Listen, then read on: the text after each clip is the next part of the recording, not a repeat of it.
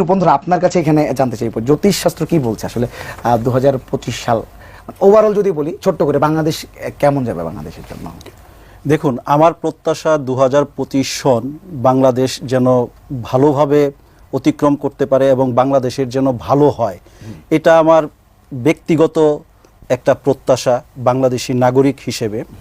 কিন্তু আমি যখন এই প্রশ্নের অ্যান্সারটা জ্যোতিষীয় গণনার মাধ্যমে দিব, তখন আমার এই প্রত্যাশার জায়গাটা কতটুকু স্থান রাখতে পারবে সেই দিকটা কিন্তু একটু বিবেচ্য বিষয়।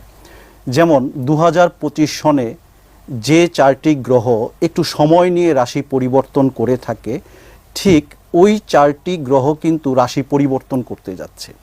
তো এটা এক ধরনের অশনি সংকেত আমাদের জন্য এবং গোটা বিশ্বের জন্যও বটে।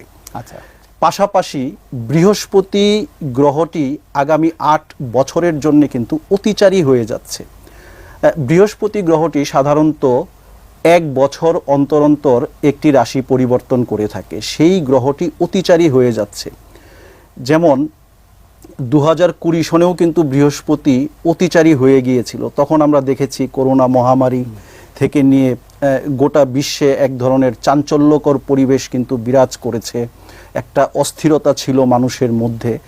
আবার এই 2025 সনে 4টি গ্রহণ রয়েছে, 2টো সূর্যগ্রহণ এবং 2টো চন্দ্রগ্রহণ। সেই সাথে 2025 সনকে সংখ্যা জ্যোতিষী অনুসারে সংখ্যা 9, অর্থাৎ 2 + 0 + 2 + 5 = 9। এই যে 9 বা সংখ্যা 9, এটাকে কিন্তু মঙ্গল গ্রহ রিপ্রেজেন্ট করে থাকে। তো এই 2025 সনটিকে কিন্তু সংখ্যা জ্যোতিষী অনুসারে মঙ্গল গ্রহ রিপ্রেজেন্ট করবে।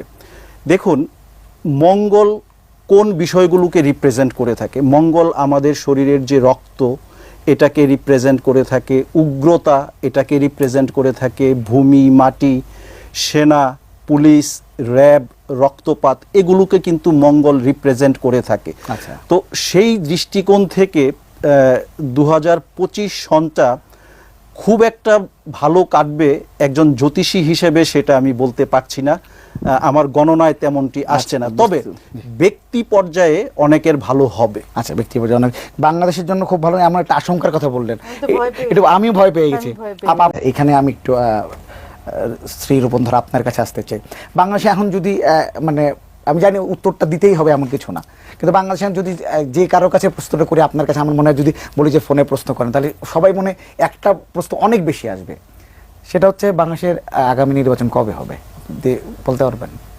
দেখুন, এই বিষয়ে ইতোমধ্যেই আমাদের যিনি মাননীয় প্রধান উপদেষ্টা রয়েছেন, উনি একটি বক্তব্যে কিন্তু ইঙ্গিত দিয়েছেন যে 2026 সনের প্রথমার্ধেই ইলেকশন হয়ে যাবে। তো যেহেতু উনি ইঙ্গিত দিয়েই দিয়েছেন, তো সেই ক্ষেত্রে আমি আর এই বিষয়টা নিয়ে গণনা করিনি। আচ্ছা, গণনা করিনি।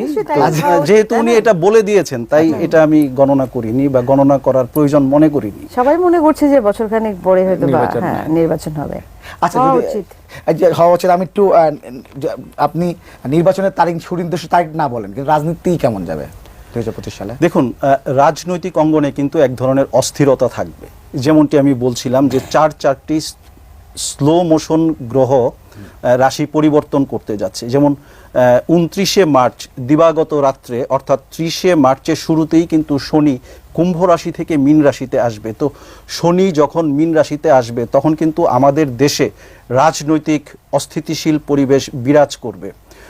দেখা যাচ্ছে বর্তমানে যারা ক্ষমতায় রয়েছেন, উপদেষ্টা মণ্ডলী, তারা হয়তো এক ধরনের সিদ্ধান্ত গ্রহণ করতে চাইবেন, কিন্তু অন্যান্য রাজনৈতিক যে সংগঠন বা দলগুলো রয়েছে, তাদের কেউ কেউ হয়তো তাদের সাথে সহমত পোষণ করবে না। আর আরেকটা আমার ব্যক্তিগত ক্যালকুলেশনে আমি দেখেছি, আমাদের দেশে যখনই কোনো সূর্যগ্রহণ হয়, সূর্যগ্রহণের 1 থেকে 1.5 মাস পূর্বে আমাদের দেশে সবসময় একটা রাজনৈতিক অস্থিরতা বিরাজ করে, এক ধরনের রক্তক্ষয়ী ঘটনা ঘটে যায়। তো এই বিষয়টা নিয়েও আমি কিন্তু একটু শঙ্কিত, যেহেতু মার্চের শেষের দিকে একটা সূর্যগ্রহণ রয়েছে, আবার সেপ্টেম্বরে যে আরেকটা সূর্যগ্রহণ রয়েছে।